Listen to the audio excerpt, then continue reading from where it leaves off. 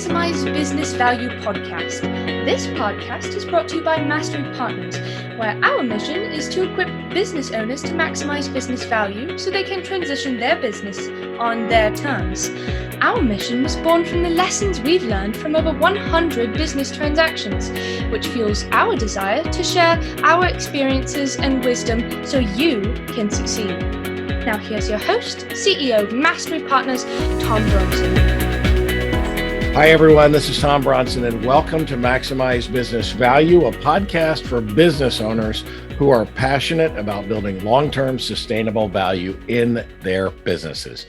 So today we're starting a short two-part series with Mark Galvan. He's the managing partner of ProForce, a multifaceted business that develops strategies to attract and retain high-performing talent, a topic that is very close to most business owners right now. I first met Mark when he presented much of what you're going to learn in this short series to Business Navigators, the servant leadership organization that you hear me talk about so much. When I heard Mark's message, I just knew that he had to be a guest on this podcast so he could share his knowledge with our audience. Now, because this is going to be a lot of ground to cover, we're breaking this up into a mini series of 2 episodes.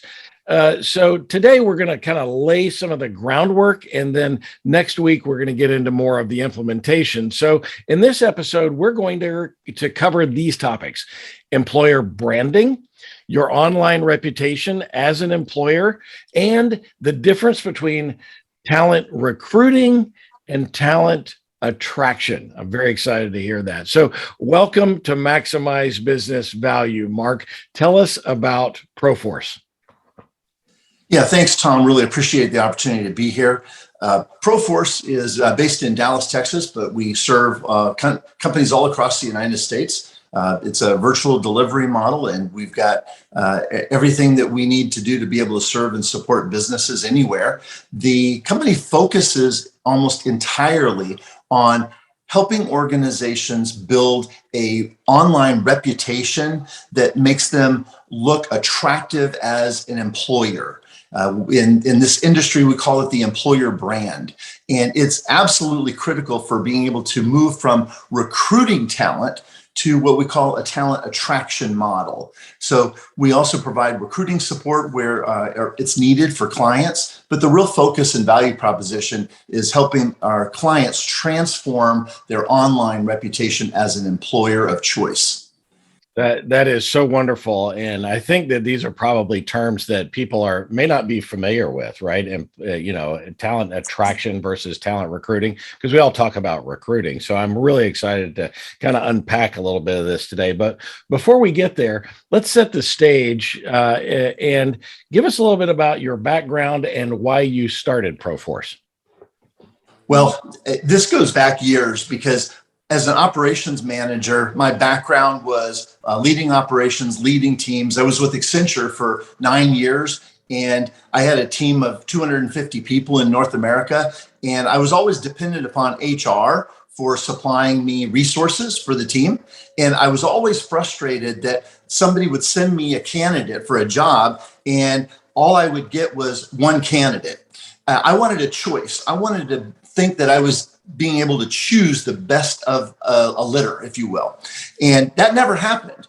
And so as I moved forward in my career and started working with small to mid-sized companies in the area of consulting, outsourcing, HR, and talent, I decided that somebody needed to focus on this idea of bringing the best people into the organization and creating an environment where businesses could attract people. That way we have the choice of the best person, not just hiring somebody because we have to check off the box. I love that. It is. I just got back from a conference where I was a speaker in Orlando, and of course I hear locally that talent recruitment, talent retention is a hot topic, but it's everywhere right now. So this is a giant opportunity for folks to really learn how to change their strategies and really attract the right kinds of people. So let's dive into the deep end. We're not going to wade in today, Mark. We're just going to dive right into the deep end. We're hearing more and more about employer branding, and you gave us that term in the setup as it relates to talent problems and recruiting issues. So, what is employer branding? Yeah. Typically, when we think of branding, we think of the marketing team and the website and the public perception of the business. And for most companies, that's the consumer brand. The target audience is typically whoever's buying the products and services. That's the consumer brand. The audience is completely different. Those are customers or clients. But if the employer brand has a very different audience, it's your target candidate pool, your future employees. The employer brand is the public's perception of your organization as an employer. And that's different from your talent brand, which is the public's perception of your organization's talent. We all think of companies that have amazing people. That's the brand they have as their talent. And then the culture is different as well, largely determined by leadership. So there's a culture brand that is different from the others. And the thing that attracts candidates to a business is a very compelling, authentic employer brand, which is different from all of the above. You're absolutely right. When we think about branding, my mind goes to, Coca-Cola and the brand of the products, the brand of the services. But as I think about what you're saying here, employer branding, there are some big companies that do a fairly decent job of this. Southwest Airlines comes to mind, based here in Dallas. Virgin companies, under Richard Branson, he does a lot about that kind of thing. But this is something that even small employers should be paying attention to. So why should business owners even care about, let's say I've got a small shop, I have 25 employees, 50 employees. Why should I even care about employer branding? So when we look at any organization, an enterprise architect would view the business in terms of its different dimensions. For example, people, process, technology, information, compliance, materials, facilities. All of these dimensions make up the enterprise stack. But the single most important element to that business model is the people layer, because the people make decisions over all of the other elements of the business. So the one most important predictor of future success is the quality of talent that gets brought into the organization, because they affect everything else, all the decisions.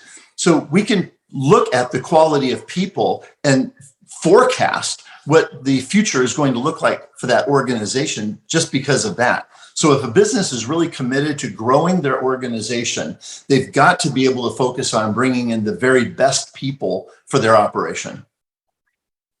That is, I want to be sure I wrote that down. Most important gauge for future success is the ability to attract and retain talent. I'm paraphrasing there, but that is absolutely brilliant. I mean, how did you say it? The best predictor of future success is the quality of the talent a business is able to attract. Wow, that's boy, that is so true, right? We think about our products and services. We all know that we need to have people. And when employers tell us, their most important asset is their people, sometimes they don't really treat it that way. We think of our products as sometimes our most important assets.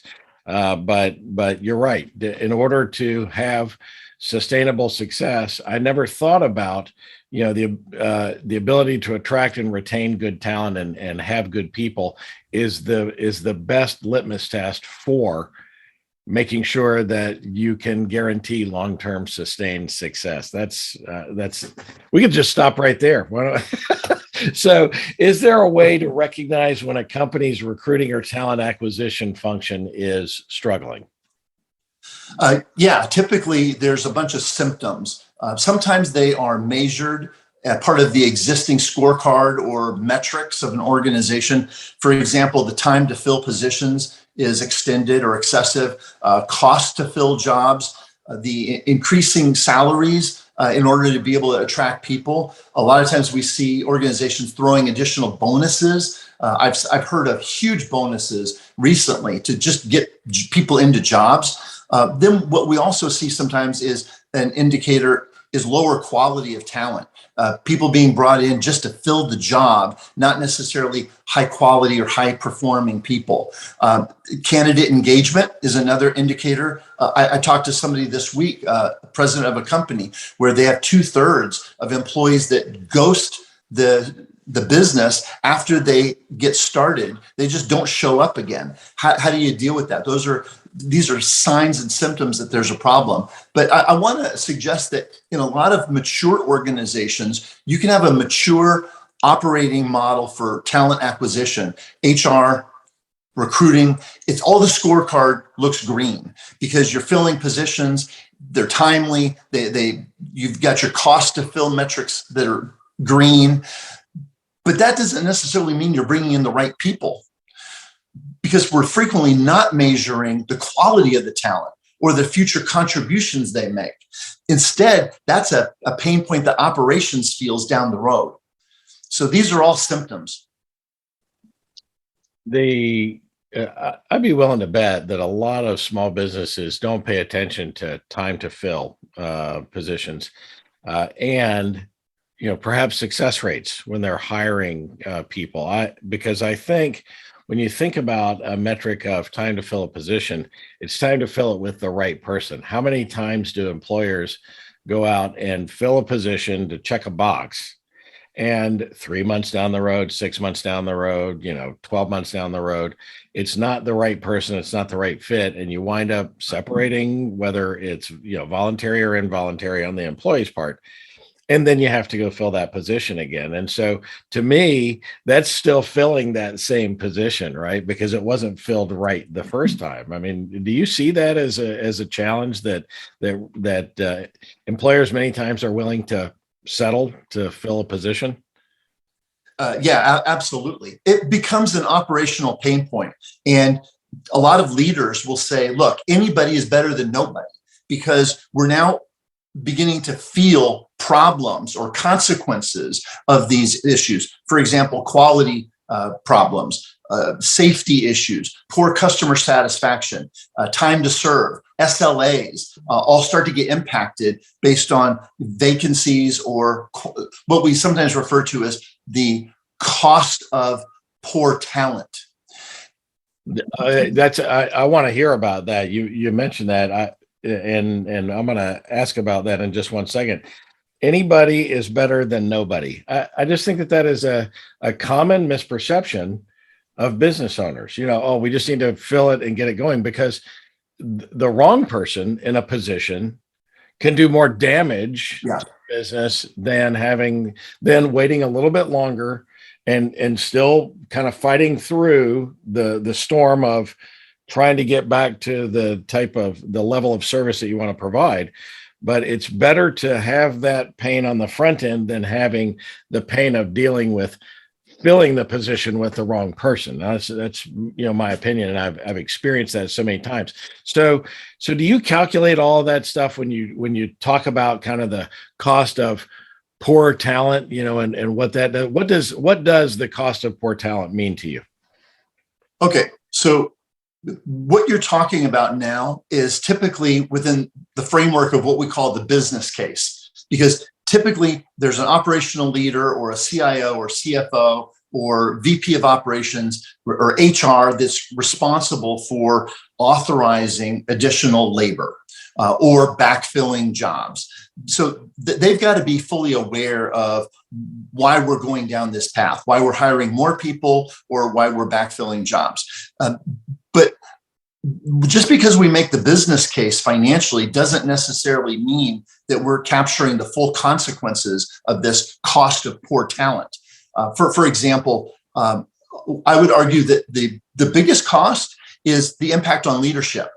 For example, if a line manager hires the wrong person, they're not ramping up properly, they just don't get it, or maybe they don't want it, they are not engaged, and there's mistakes or training is incomplete, who covers? Either it's another person or it's a supervisor. We see all the time supervisors jumping in and either putting out fires, and then that causes the manager to have to jump in and handle supervisory jobs because they're being distracted by the fires at the lower level. And it just rolls up.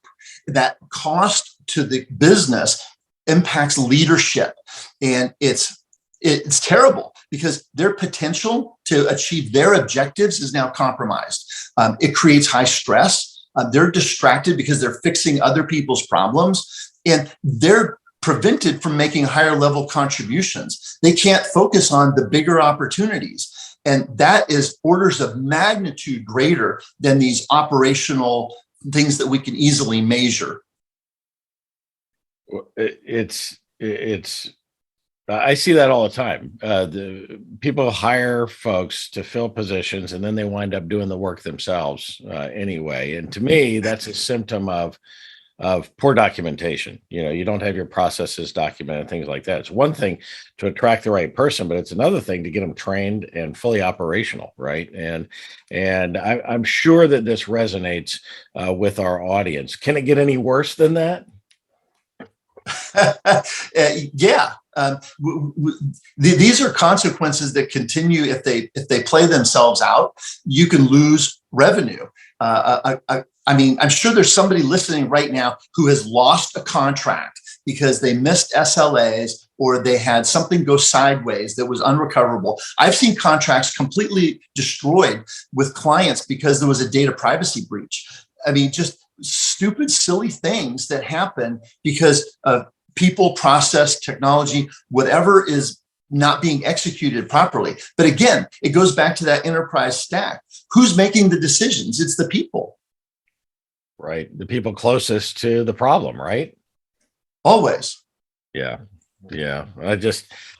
We've really talked about in a prior podcast, the need for business owners to really develop processes. And part of that's onboarding process, as not only do the people know how to do their jobs, but they need to be onboarded properly. If you attract the right people, let's say that for whatever reason, you've got a great employer brand and you attract the right people, but on the other side of the door, if it doesn't work, then you're cutting off your nose in spite of your face, right? So it's a frustrating issue.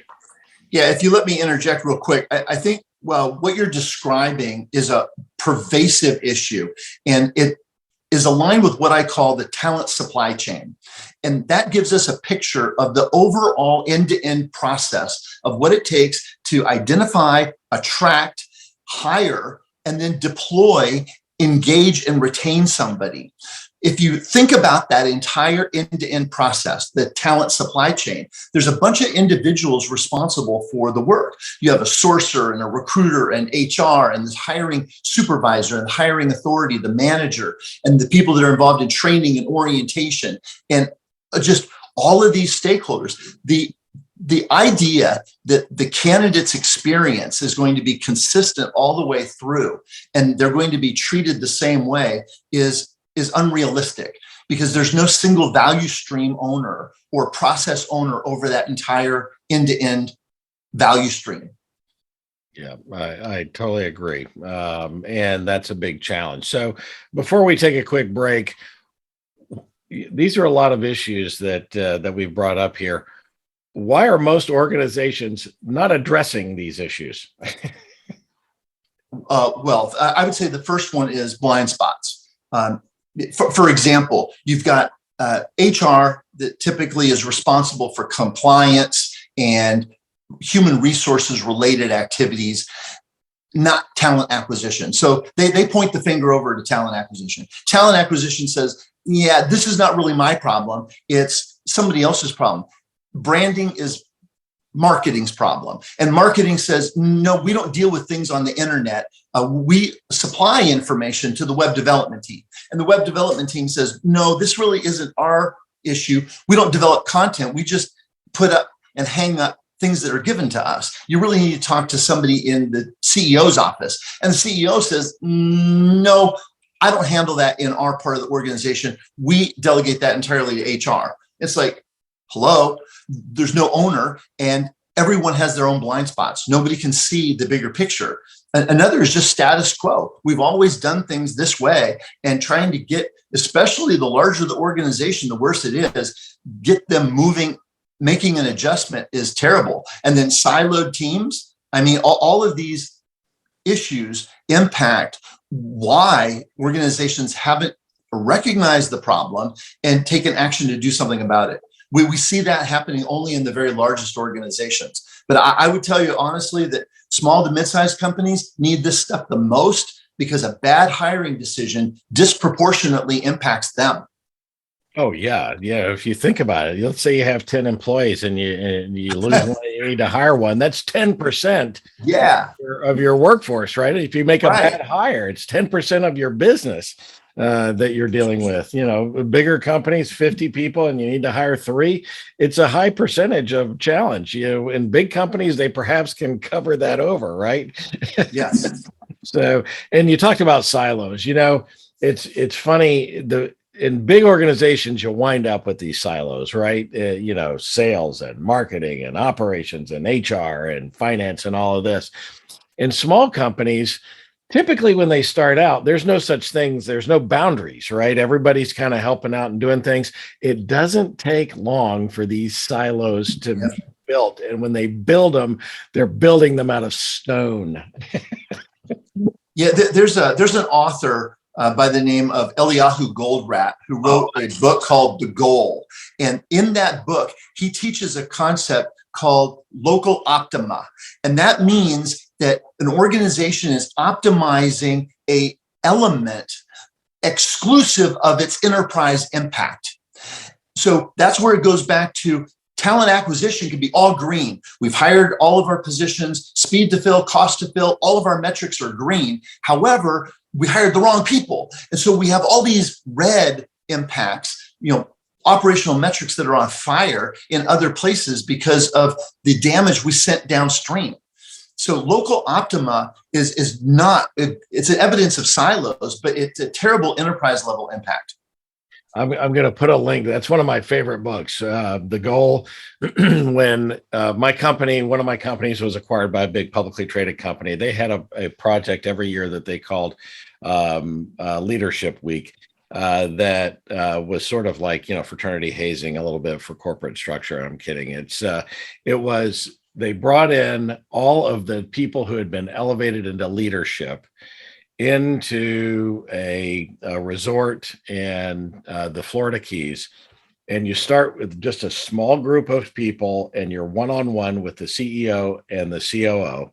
And you 2 days, one day with the CEO, one day with the COO, or vice versa. And then that second day, they bring in another group of people. And now you're teaching, as the new leader, you're teaching the new group that came in while the CEO and COO are sitting there. But one of the things I loved about that program is they sent us 4 books in advance about a month before, and they said, do not come unless you've read this book or these books. And The Goal was one of them. And it's been one of my favorites ever since. I know you mentioned that when you were speaking at Business Navigators. I love it so much. In fact, you've reminded me, it's over here on my shelf. I'm going to put a link to that book on our website so that folks can go and get that book. If you haven't read it, it's a great book. Look, we need to take a break. I'm starting to get winded, Mark. So we're talking with Mark Galvan. Let's take a quick break. We'll be back in 30 seconds. Every business will eventually transition, some internally to employees and managers, and some externally to third-party buyers. Mastery Partners equips business owners to maximize business value so they can transition their businesses on their terms using our 4-step process. We start with a snapshot of where your business is today. Then we help you understand where you want to be and design a custom strategy to get you there. Next, we help you execute that strategy with the assistance of our amazing resource network. And ultimately, you'll be able to transition your business on your terms. What are you waiting for? More time? More revenue? If you want to maximize your business value, it takes time. Now is that time. Get started today by checking us out at www.masterypartners.com or email us at info@masterypartners.com to learn more. We're back with Mark Galvan, Managing Partner of ProForce, and we're talking about things that business owners need to be thinking about to attract and retain the very best talent. Kind of before the break, we talked about this book. Now, how do you pronounce it? I think is it Ileana Goldratt? Yeah. Yeah. So great book. We're going to put a link to this on our website. I had to grab it off my shelf to show you what it looked like before that. So let's keep rolling here. You talk a lot about talent attraction. All right. Most business owners talk about recruiting, right? Let's go recruit. We need to recruit some people. Yes. Let's go hire people. What is the difference between talent recruiting and talent attraction? Okay, so this is a huge paradigm difference because in a recruiting model, typically we're trying to convince people to come in. Sometimes in the industry, it's referred to as the post and pray recruiting method, where you post a job and pray somebody applies so that you can try to convince them to come on board. So you're screening based on minimum qualifications, but ultimately you're wasting an enormous amount of time on unqualified people. And everybody in that space knows you get 99 people for unqualified for every one person that gets hired. Great candidates typically disengage from the process. That's a key marker for a recruiting model because they're not looking for a job. Great candidates are looking for an opportunity, and recruiting models are typically not VIP recruiting. They don't look like executive headhunting. They're a cattle call, if you will. Recruiting is not focused on the bigger picture of the business. They're focused on filling a job. So they're marketing a job opportunity. Attracting talent is completely different. It looks more like executive headhunting, where you're treating everybody like a VIP. You have messaging that creates high levels of engagement. There is very high performing people that are attracted to what you're doing. Candidates are attracted because of both cultural fit as well as alignment with career goals. There's a sensitivity to the WIFM of the candidate. Now, this is a huge marker between the two. The WIFM is the what's in it for me, the radio station everybody listens to, WIIFM. The candidate has a WIFM. The company has a completely different WIFM. The what's in it for me for the business is, what are you going to do for me? But the candidate's asking the same thing. And when you change that paradigm and you start communicating, here's what our employee value proposition is to our target candidate, people want to come in. And all of a sudden, you're being able to pick from the best people because you're attracting high quality and higher volume. It's a completely different paradigm. I love that. Post and pray. I have a description of most people's marketing efforts to go out and find new customers. And I think it matches up well. I call it the shotgun approach. It's where you stand out in a field and you shoot a shotgun in the air and you hope that a BB lands, in the right spot. Right. And that's the same thing that most people do when they're recruiting. They post and pray. I've been a victim of that because I've not done the processes myself as well, where we are going to go hire folks. As soon as you post on one of these job boards, of course, not today. It's harder to attract people today, but a few years ago during, I remember especially, kind of 2009, 2010, when our unemployment rate was so high, you go post something and in 24 hours, you got 300 resumes. How do you even deal with that? Right. That's a separate conversation.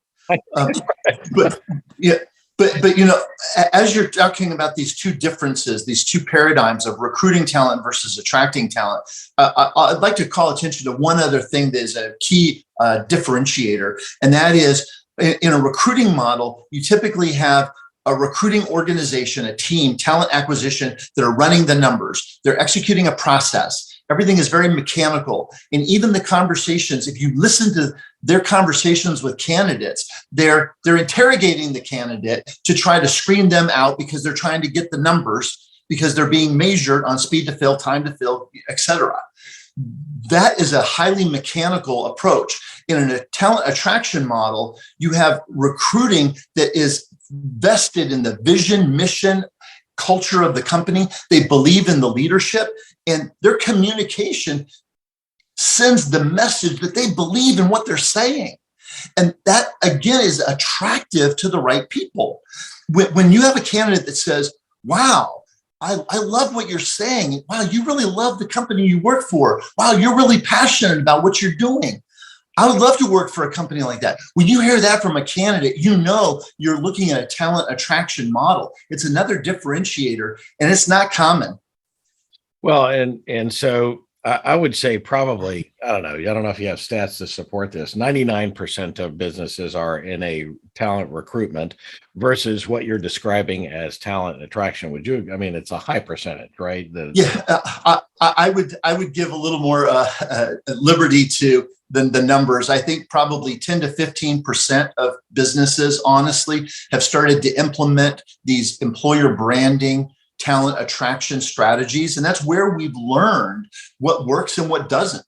For about 8 years now, we've been refining our approach to helping clients, but we haven't pioneered everything ourselves. A lot of it has been learning from the global corporations. I had an opportunity to talk with somebody from Toyota about a year ago that was responsible for their North American employer branding. They had millions of dollars and a full-time team of 9 people to install this employer branding strategy just for North America. Well, how do you extrapolate those best practices to a small to mid-sized company that's competing for the same talent pool? That's what we do. And we've learned from what they've already done. Well, so are there this is a whole different strategy, and it's going to require business owners and HR professionals to kind of back up and retool their whole strategy. Is there information that really kind of supports that there's a case for doing this, to switching to a talent attraction model from a talent recruitment model? Yeah, absolutely. Matter of fact, we have a download that I can make available that is kind of like the business case for why this is so critical. But the stats are really compelling. If you look at like Indeed and Glassdoor and all the big headhunting companies, they publish numbers sometimes on an annual basis. And what we know today is somewhere between 84 and 88% of job seekers say that the employer reputation impacts whether or not they would want to apply. Something like 60, 70% of employees won't take a job with a company that has an online negative reputation. And they go look the same way we go looking for online support for picking a restaurant or a place to visit or a theater or something that we're buying as a consumer. Candidates do the same thing today. They go online and they're looking for social proof that the company is authentic, it's got a good culture, it's got good leadership.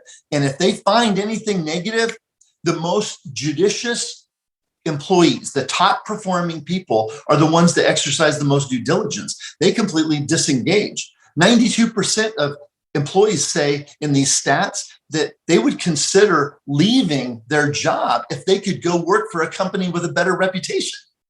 So, the numbers seem to suggest that if you're the company that's got the great reputation and you're managing that properly, you can steal anybody you want to.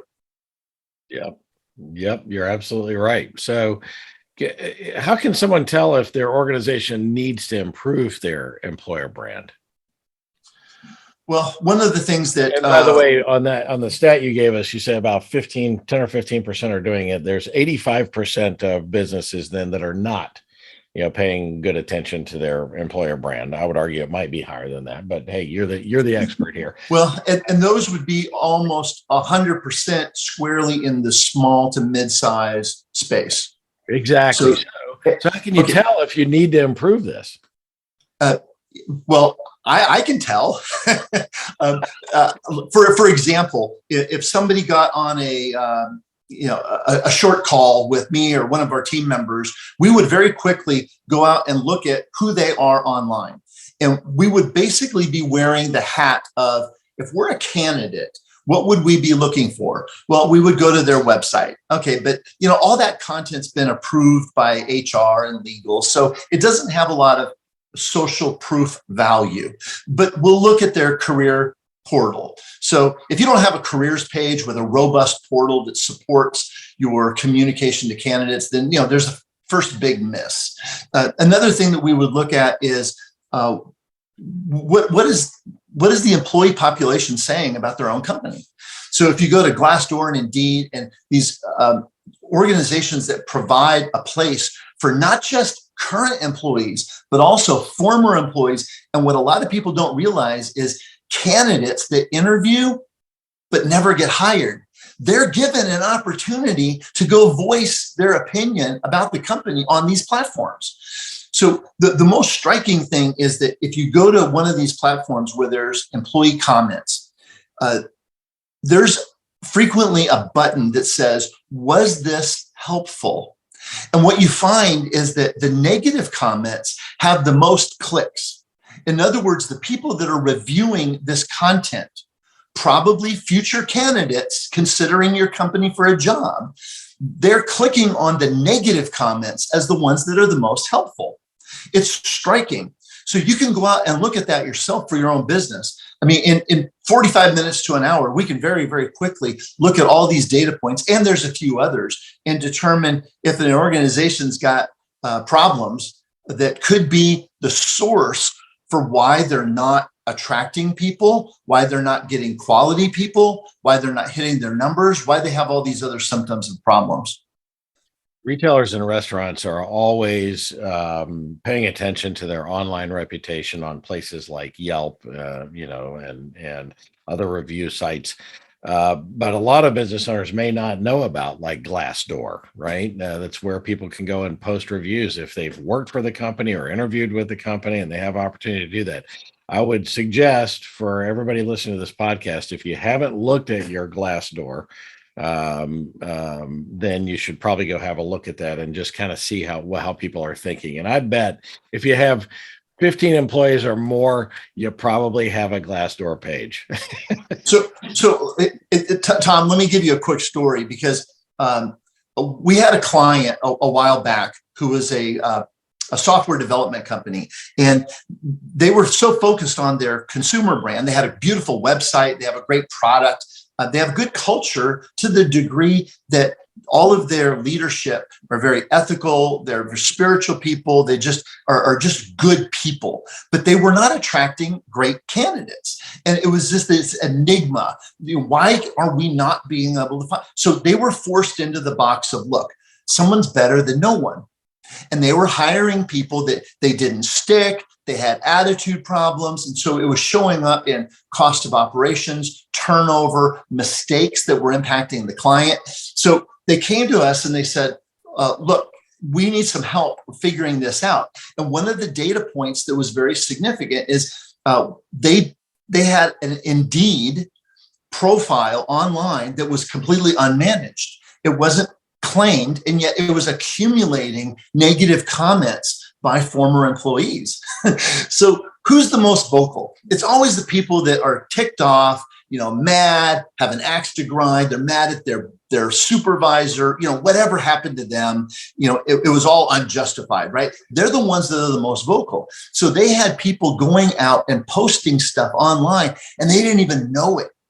And their employer profile was completely unclaimed.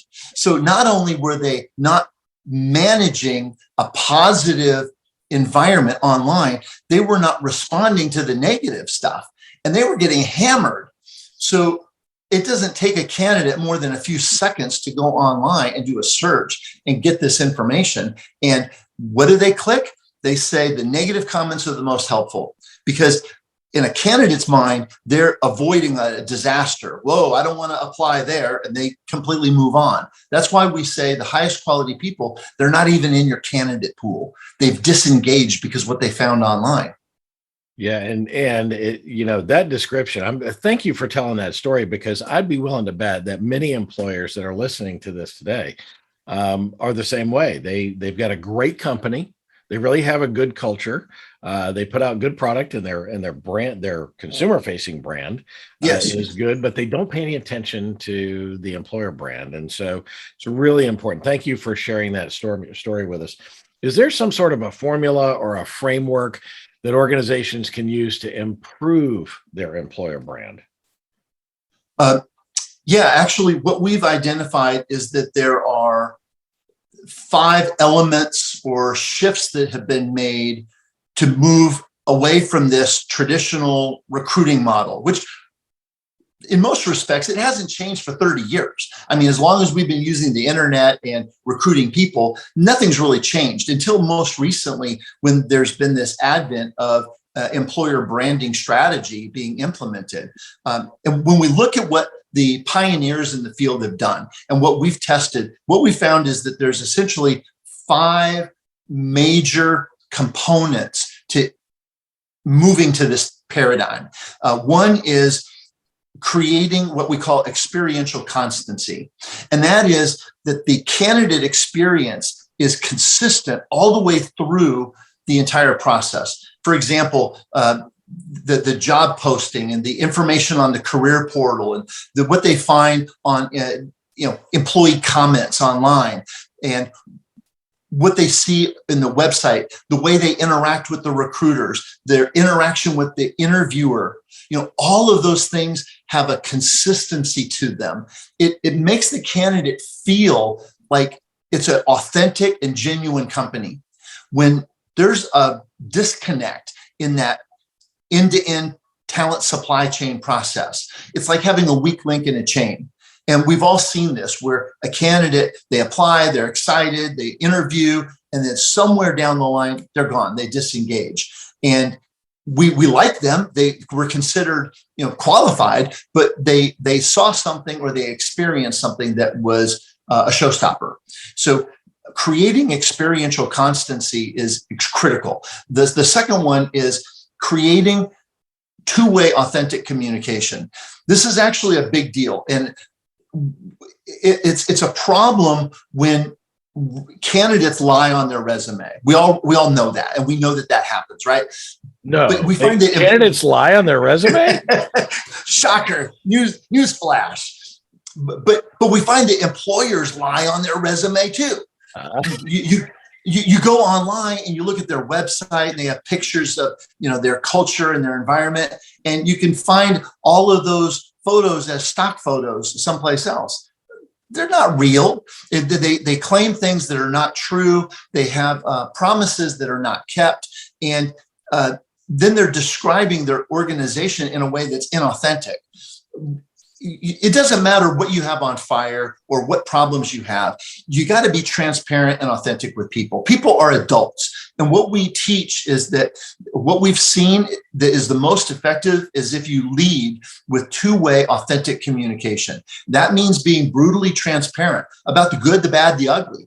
And what that does to the candidate is remarkable. You can tell them a bunch of terrible stuff and they'll say, you know what? Thanks for telling me. I appreciate that. That says a lot about you. And all of a sudden, what was perceived as a negative is no longer a negative. The third thing is probably the most important shift that we've seen as critical in a model like this is using a secret weapon that we call candidate persona marketing. This is having a very clear understanding of your ideal candidate. This is a marketing concept, and that's why you don't ever see it on the HR and talent acquisition side of the house.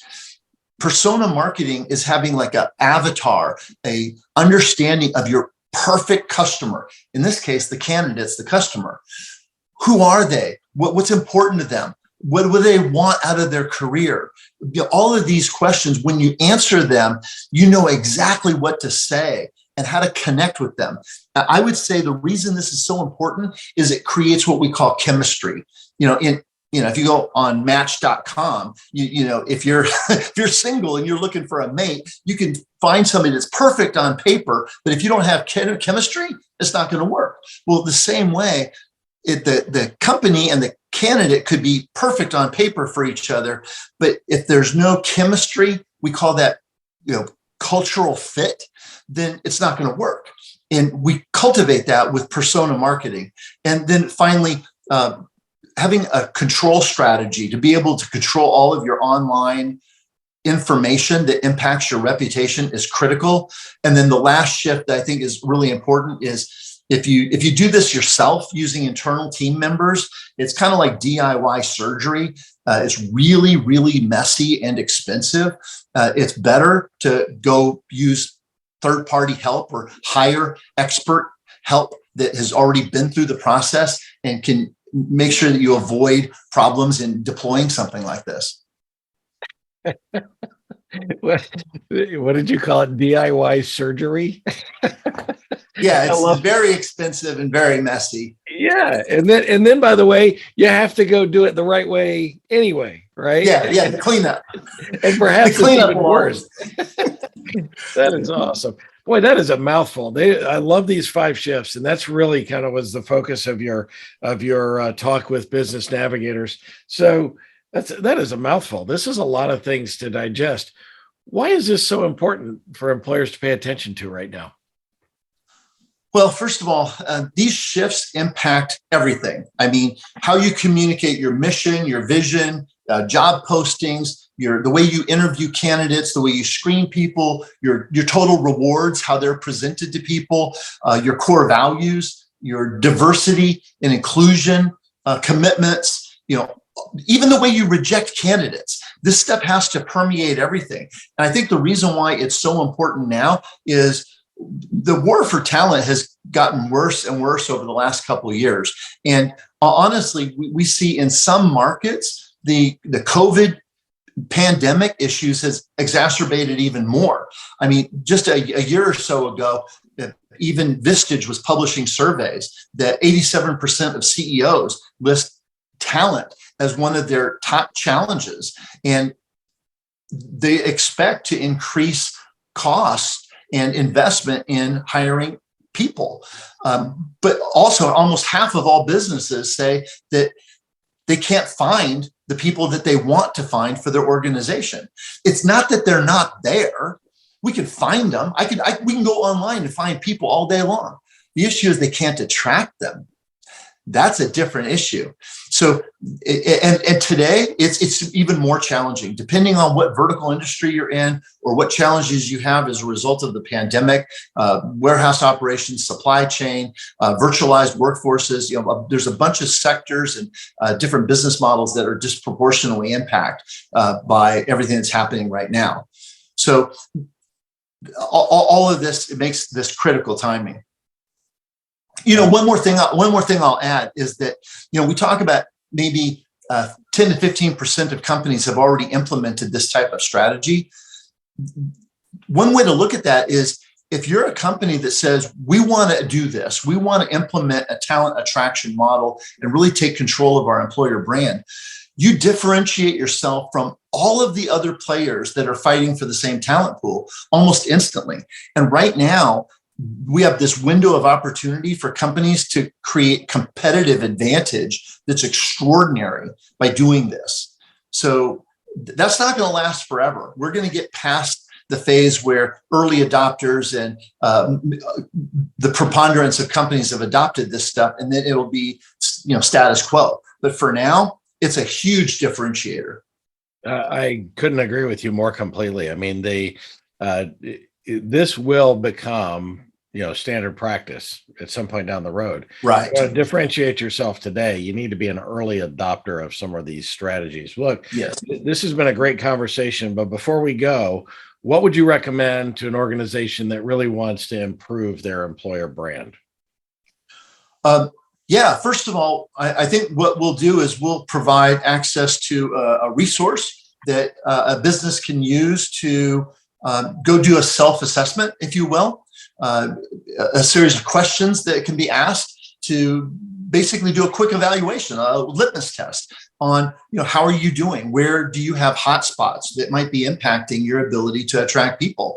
And we can certainly make that available. I would also suggest that for your listeners, we'll dedicate 45 minutes to an hour to anybody that wants to set up a complimentary, no obligation call with us, where we'll do a deep dive and ask them some questions and take a look at what they've got and show them, what we see and see if we could give them some insights. I think that is probably one of the most valuable things, because guaranteed they'll go away with some eye-opening, eye-popping insights. So we're happy to be able to offer that.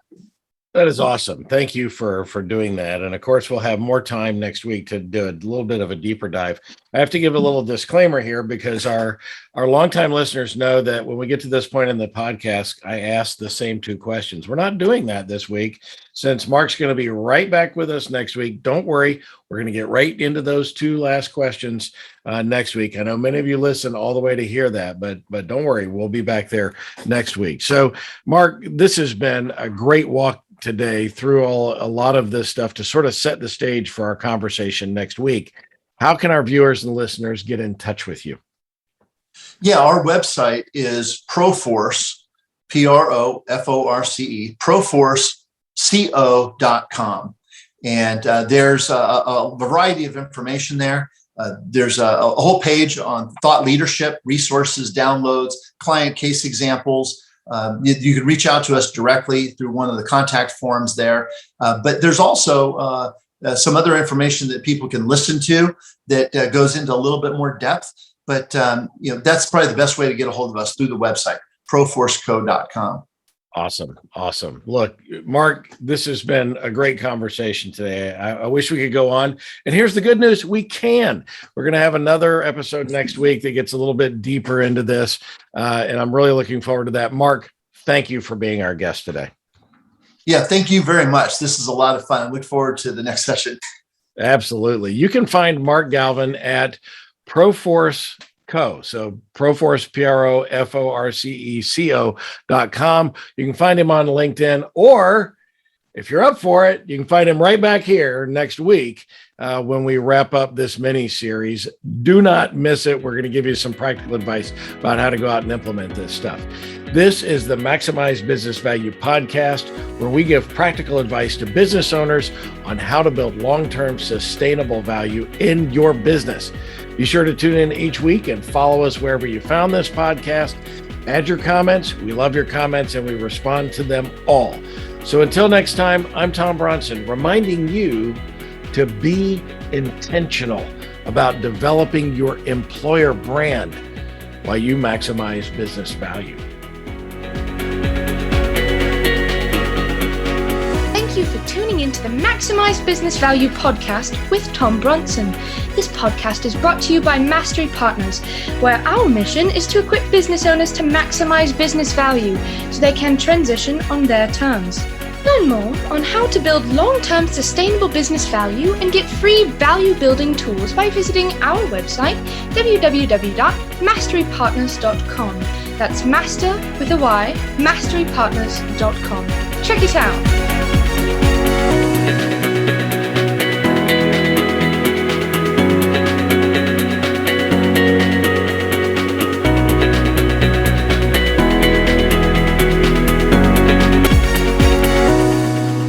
That was perfect. I wouldn't make any changes on that.